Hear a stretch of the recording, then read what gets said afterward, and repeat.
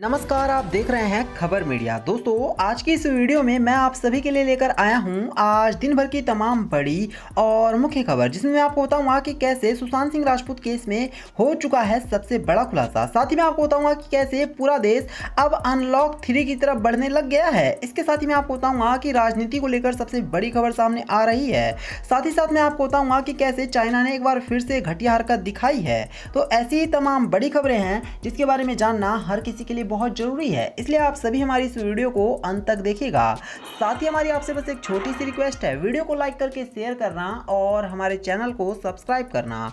तो चलिए बात करते हैं सीधे पहली बड़ी खबर से। कोरोना मरीजों के लिए एसबीआई का बड़ा ऐलान, बैंक करेगा आपकी आर्थिक मदद, आप भी उठा सकते हैं लाभ। जी हां, कोरोना महामारी में लोगों की आर्थिक मदद के लिए सार्वजनिक क्षेत्र के देश के सबसे बड़े बैंक एसबीआई ने आज कवच पर्सनल लोन को लॉन्च किया है। इसका फायदा केवल कोरोना के मरीज अपने और परिवार के लिए उठा सकते हैं। यह पर्सनल लोन 5 लाख तक का हो सकता है और इंटरेस्ट रेट महज 8.5% का होगा। तो अगर आपको भी इस तरह के लोन की जरूरत है तो आप एसबीआई का रुख कर सकते हैं। चलिए बात करेंगे एक और बड़ी खबर की। तो कैबिनेट में फेरबदल की तैयारी, पीएम मोदी और अमित शाह के साथ जेपी नड्डा की हुई है बैठक। जी हां, बंगाल में मिली हार और उत्तर प्रदेश में होने वाले चुनाव के मद्देनजर केंद्रीय कैबिनेट में फेरबदल की तैयारी चल रही है। सूत्रों की माने तो कैबिनेट में फेरबदल होना तय है। सूत्र बताते हैं कि पीएम मोदी छोटे छोटे ग्रुप्स में मंत्रियों से मुलाकात कर रहे हैं और उनसे संबंधित मंत्रालयों की समीक्षा भी कर रहे हैं। आज बीजेपी अध्यक्ष जेपी नड्डा और अमित शाह भी पीएम के साथ इस बैठक में रहेंगे। तो साफ है कि प्रधानमंत्री पूरी तरह से आने वाले विधानसभा चुनाव के लिए पूरी तरह से तैयारी कर रहे हैं। चलिए बात करेंगे एक और बड़ी खबर की। तो दिल्ली अनलॉक 3, लॉकडाउन में कई और छूट का ऐलान कर सकते हैं अरविंद केजरीवाल। होटल जिम फिलहाल रहेंगे बंद। जी हाँ, आगामी 14 जून यानी सोमवार को खत्म हो रहे लॉकडाउन के बीच दिल्ली में अब अनलॉक 3 की तैयारी तेज हो गई है। इससे पहले 31 मई से अनलॉक 1 और 7 जून से अनलॉक 2 शुरू हुआ था। बताया जा रहा है कि 1-2 दिन में दिल्ली आपदा प्रबंधन प्राधिकरण की बैठक में अनलॉक 3 के तहत मिलने वाली राहत के फैसलों पर मुहर लगाई जा सकती है। ऐसे में शनिवार को छूट को लेकर दिल्ली में सत्तासीन आम आदमी पार्टी सरकार ऐलान कर सकती है। इसके साथ ड्राइविंग लाइसेंस बनाने का काम शुरू हो सकता है। तो साफ है, धीरे धीरे करके एक बार फिर से दिल्ली अनलॉक की तरफ बढ़ रही है।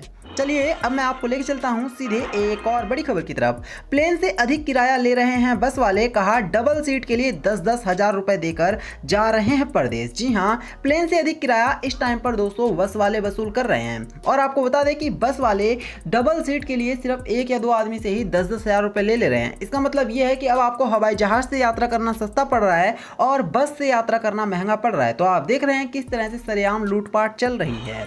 चलिए बात करेंगे एक और बड़ी खबर की। तो कानपुर सेंट्रल स्टेशन पर पकड़े गए 16 फर्जी रेलवे कर्मचारी, टिकट कर रहे थे चेक, मास्टरमाइंड हो चुका है फरार। दोस्तों, कानपुर सेंट्रल स्टेशन पर बुधवार देर रात 16 फर्जी कर्मचारी पकड़े गए हैं। इनमें अधिकतर चेकिंग स्टाफ है जो 9-10 दिनों से यहां काम कर रहे थे। इनके पास रेलवे का फर्जी पहचान पत्र और नियुक्ति पत्र भी मिला है। रेलवे में नौकरी दिलाने के नाम पर प्रति व्यक्ति 5 से 15 लाख रुपए तक ये लोग वसूल करते थे और उसके बाद ये लोग फरार हो जाते थे। तो इस तरह के लोगों से बेहद ज्यादा अवेयर रहिएगा, क्योंकि इस तरह के लोग आपके साथ भी फ्रॉड कर सकते हैं।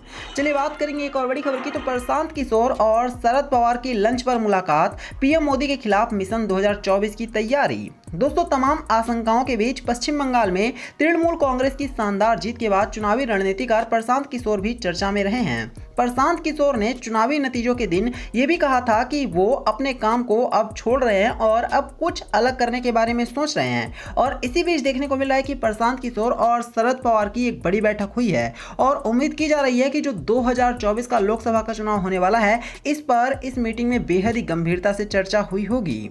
चलिए मैं आपको लेकर चलता हूं सीधे एक और बड़ी खबर की तरफ। तो सुशांत सिंह राजपूत केस में सबसे बड़ी खबर है दोस्तों, सिद्धार्थ पिठानी को अब और भी ज्यादा दिनों तक एनसीबी चाहती है कि हिरासत में ले लेकिन वही सिद्धार्थ पिठानी ये कह रहा है कि उसको जल्द से जल्द रिहा कर दिया जाए, क्योंकि 26 जून को उसकी शादी है और इसी वजह से सिद्धार्थ पिठानी चाहता है कि कैसे भी करके उसको छुटकारा मिल जाए। लेकिन एनसीबी की टीम दोस्तों अभी भी सिद्धार्थ पिठानी को छोड़ने के लिए तैयार नहीं है और एनसीबी पूरी तरह से आज भी सिद्धार्थ पिठानी पर शिकंजा कसे हुए है।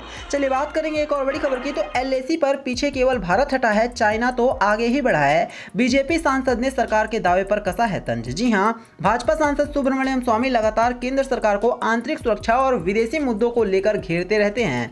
इसी सिलसिले में उन्होंने हाल ही में मोदी सरकार को चीन की चालबाजी को लेकर सतर्क रहने की नसीहत दी थी। इतना ही नहीं, पाकिस्तान और LOC जैसे संवेदनशील मुद्दों पर भी स्वामी काफी मुखर रहे हैं। इसी बीच लद्दाख स्थित LAC पर भारत और चीन तनाव कम न होने का दावा करने वाली एक रिपोर्ट पर स्वामी ने कहा है कि उन्हें महसूस हो रहा है कि टकराव वाली जगह से सिर्फ भारत ही पीछे हटा है, बल्कि चाइना के सैनिक तो आज भी वहीं पर डटे हुए हैं और वो लगातार आगे भी बढ़ रहे हैं। मतलब साफ है कि बीजेपी की सांसद ने एक बार फिर से बीजेपी पर बहुत बड़ा तंज कसा है। चलिए बात करेंगे एक और बड़ी खबर की। तो रोहिणी कोर्ट ने 25 जून तक बढ़ाई है पहलवान सुशील कुमार की न्यायिक हिरासत। जी हां, दिल्ली की रोहिणी कोर्ट ने पहलवान सागर धनखड़ हत्याकांड में आरोपी ओलंपिक विजेता पहलवान सुशील कुमार की रिमांड एक बार फिर से बढ़ा दी है।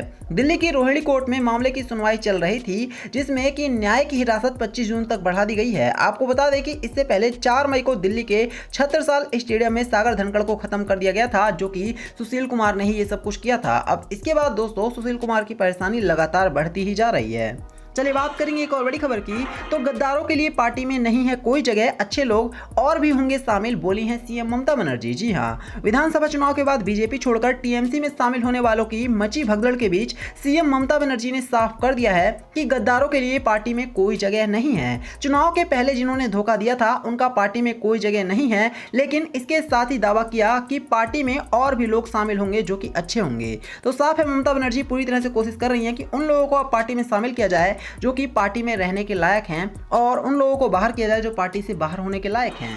चलिए बात करेंगे एक और बड़ी खबर की। तो दिल्ली में गाड़ी चलाने से पहले जान ले खास नियम, वरना देना होगा भारी भरकम जुर्माना। जी हां, दिल्ली की सड़कों पर गाड़ी लेकर निकलने से पहले सचेत होकर अब आपको जाना होगा, क्योंकि सरकार ने एक नई एडवाइजरी जारी कर दी है। नए नियमों के मुताबिक अब दिल्ली की सड़कों पर चौपहिया वाहन की स्पीड लिमिट 60 से 70 किलोमीटर प्रति घंटे तय कर दी गई। वहीं दोपहिया वाहनों के लिए यह लिमिट 50 से 60 किलोमीटर प्रति घंटे कर दी गई है। इसके अलावा कॉमर्शियल और रिहायशी इलाकों में इसकी लिमिट 30 किलोमीटर से ज्यादा नहीं हो सकती है। तो अब दिल्ली की सड़कों पर वाहन लेकर निकलने से पहले यह एडवाइजरी आप सभी को फॉलो करनी होगी, अन्यथा आप सभी को भारी भरकम जुर्माना भी भरना पड़ सकता है, इसलिए आप सभी तैयार रहिएगा। चलिए बात करेंगे एक और बड़ी खबर की। तो छलका है अमिताभ बच्चन का दर्द, फैंस से अब पहले जैसा प्यार नहीं मिलता है। दोस्तों अमिताभ बच्चन जो कि बॉलीवुड के एक बहुत बड़े एक्टर हैं और हमको इनको इंट्रोड्यूस करने की बिल्कुल भी जरूरत नहीं है। दोस्तों अमिताभ बच्चन का ये कहना है कि पहले उनको दर्शकों का बहुत ही अच्छा प्यार मिलता था और दर्शक अमिताभ बच्चन को बहुत ज्यादा पसंद करते थे, लेकिन धीरे धीरे करके अमिताभ बच्चन का जो क्रेज है वो लोगों के बीच से खत्म होने लग गया है, ये कहना है अमिताभ बच्चन का। तो मतलब साफ है कि अमिताभ बच्चन को इस बात का बहुत ज्यादा दुख है कि अब जनता अमिताभ बच्चन को पहले जैसा प्यार नहीं करती है और इसी वजह से शायद अमिताभ बच्चन ने सोशल मीडिया का सहारा लेकर अपनी ये बात कही है। चलिए बात करेंगे एक और बड़ी खबर की। तो दिल्ली में आज से शराब की होम डिलीवरी हुई है शुरू, ऐप और वेबसाइट से भी कर सकते हैं आप ऑर्डर। दोस्तों राजधानी में आज एक बार फिर से शराब की होम डिलीवरी शुरू हो जाएगी। लोग आज से घर बैठे मोबाइल ऐप और वेबसाइट के जरिए शराब ऑर्डर करके मंगवा सकते हैं। हाल ही में दिल्ली सरकार ने ऐप और वेबसाइट के जरिए शराब की होम डिलीवरी को मंजूरी दी है। ऑर्डर मोबाइल ऐप या ऑनलाइन वेब पोर्टल के जरिए करना होगा।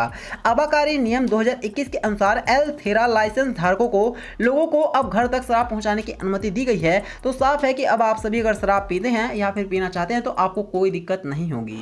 तो ये थी आज दिन भर की तमाम बड़ी और मुख्य खबर। वीडियो को लाइक करना, इसे और लोगों के साथ शेयर करना और हमारे चैनल को सब्सक्राइब करना। धन्यवाद।